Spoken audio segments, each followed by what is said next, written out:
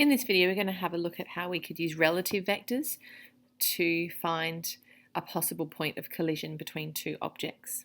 So we've got objects A and B with the following position and velocity vectors measured in kilometres per hour for velocity.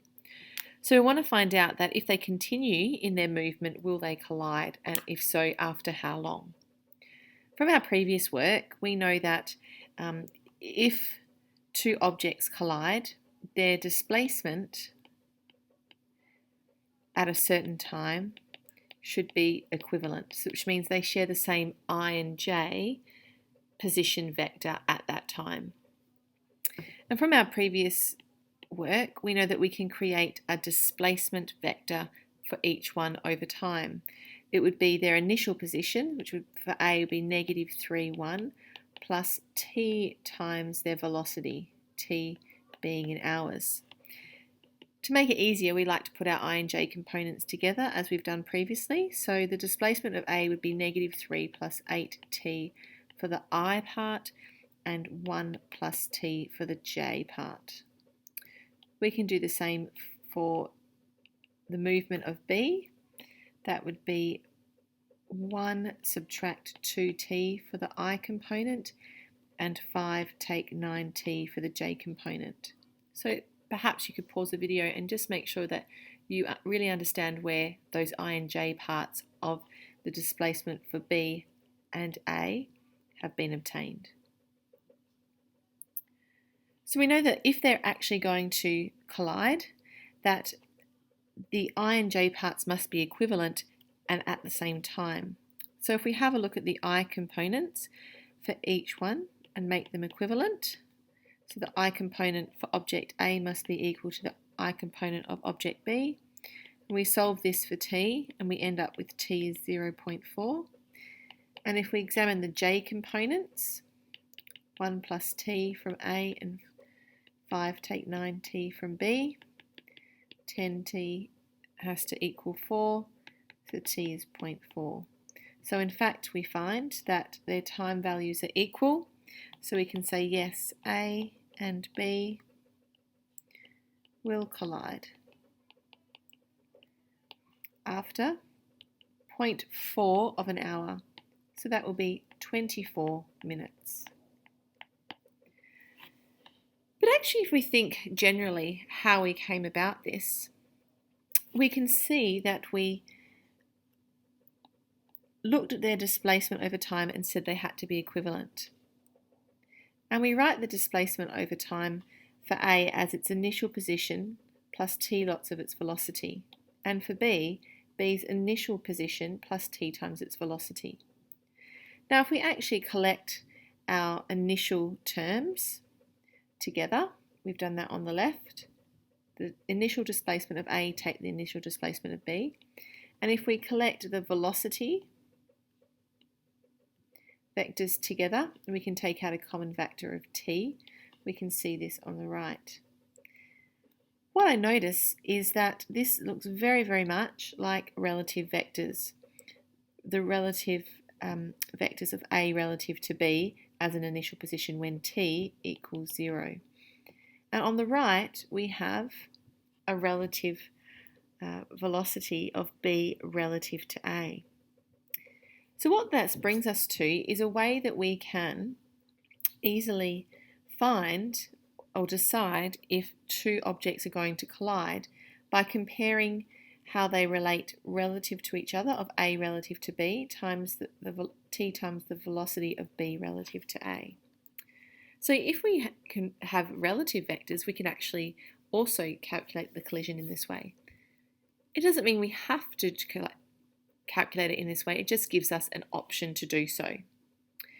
So if we actually retook the above situation and used this idea, we would have A relative to B, so which would be the position of A, which was negative 3, 1, take the position of B, which was 1, 5, and this should be equivalent to t lots of the velocity of B, which was negative 2, negative 9, take the velocity of A, which was 8, 1. So, and in simplifying this, we find we've got negative 4, and t lots of -10, -10. So again, if we take the I and j components, we would have -4 equals -10t, so t is 0.4, and again we'd have the same j components as well. And we can show that yes, that they collide after 24 minutes. So it just gives us another option, depending on the vectors we're working with, how we can use them to help us do a collision question. So I'm going to do question 1 for you, so you can see that in action again. So we've got at 8 a.m. ships A and B leave their ports with constant velocities in kilometres per hour.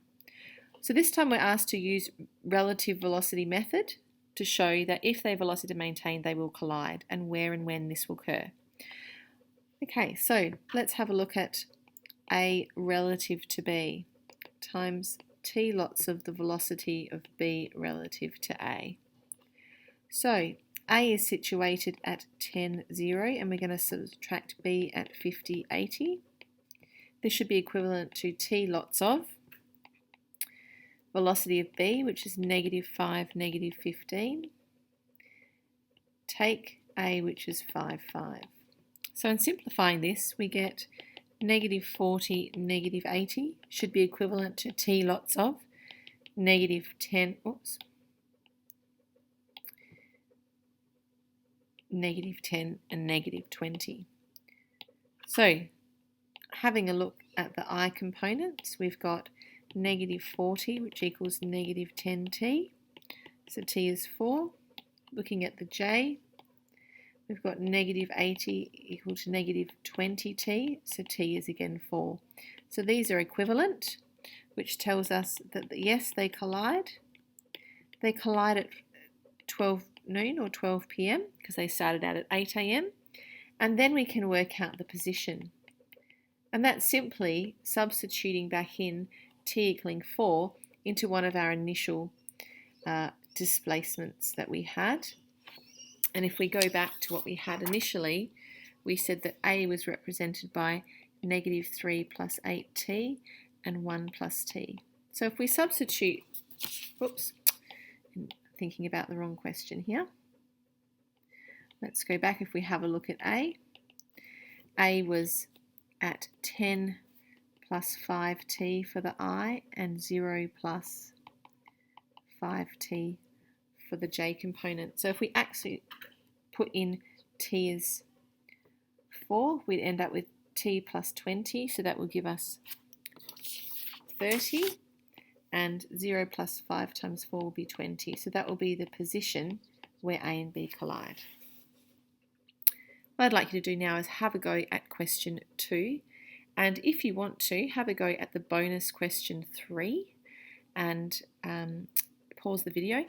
Just come back and check your question 2. So in this video, we're going to have a look at P relative to Q,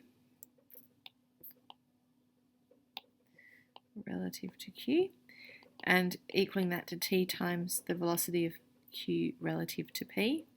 So what we should find, if we simplify this, we get -60, -120 is equivalent to -15t and -30t. So when we look at the I and J components, both simplify down to t being 4, so they will collide at 2 p.m. And the position, I'm just going to use the position of P, will be worth 4 lots of 7.5 times 7.5, and we get 45, 30 kilometres as our position.